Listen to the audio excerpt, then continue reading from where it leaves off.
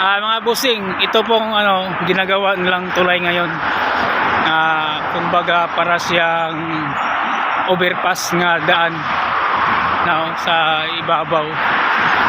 Kaya napakasulit, napakatibay talang gawa dito sa ibang bansa, dito sa Saudi.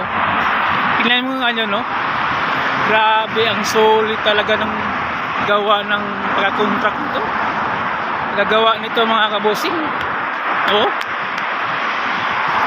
Tingnan mo yan.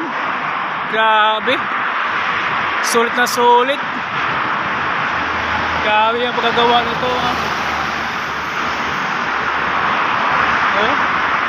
Grabe nga tulay guys. Mga kabusing, grabe nga tulay nito.